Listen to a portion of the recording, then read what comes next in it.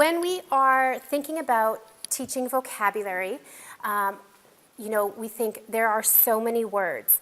I know which sight words in grade 1 I should teach. I know, which phonological awareness skills are kind of in my grade level. But which vocabulary words are in yours? And it's not that simple. So we're going to talk about 10 kind of key criteria or components that you can think about when you're choosing words to teach for vocabulary instruction. So number 1 is that some words are more important to teach than others. And that depends on your school, your kids, your themes that you're teaching, all of that kind of stuff. So it might not be the same. You might not choose to teach the same words as your grade 1 neighbor across the hall, and that's okay. So you need to think about and consider how will children use those words? How are you going to support them? And when we talk about vocabulary, we want our children to be able to hear the word and understand what it means. We want them to be able to use the word in their own vocabulary, oral vocabulary, so use it in context in the correct context. Have you ever heard of someone use a word and you're like, they just chose a big word and that's not really how it fits in that sentence, but you sounded good. So we want them to be able to use it, to speak it. We want them to be able to come across the word in their reading and understand what it means in that context. And we would love to see them start using that word in their own writing. So thinking about that reading, writing, listening, speaking. So number 2 is that students have to learn words at more than one level. So there's that surface level where they have a general understanding of the word, but they won't use it on their own. They might kind of know what it means in the context of somebody saying it to them. Then there's that they know the word, but they can't apply it, or they might not know it, the other meanings of the word, they just know it within that one context.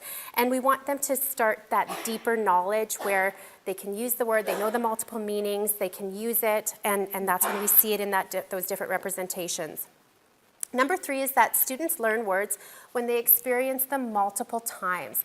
And we're going to talk about how you can expose those kids to those words all throughout the week or 2 weeks and engage in activities with them so that becomes, they are using and hearing that word a lot.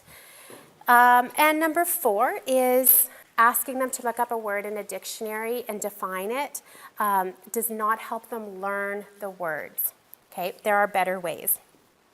And actually, and we're going to talk about this, Dana will talk, I think, about it, is that it doesn't help to have them guess what the word meaning is either. So we'll talk about that more in depth.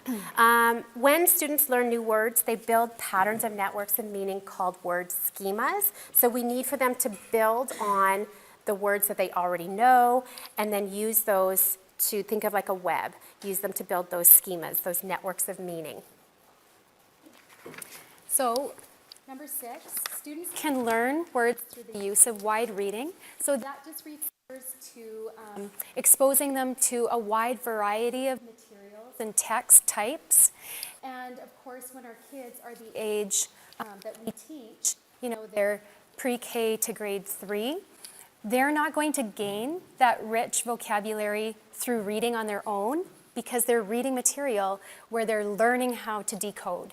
So those rich words will come from the read-alouds that we do and the exposure to words that we provide. Number 7, students can learn words through rich conversations with adults and peers.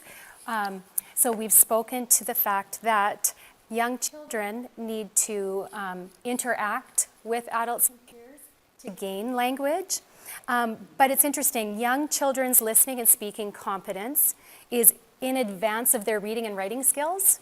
So that's why they can understand more sophisticated content in oral language than they can in reading and writing.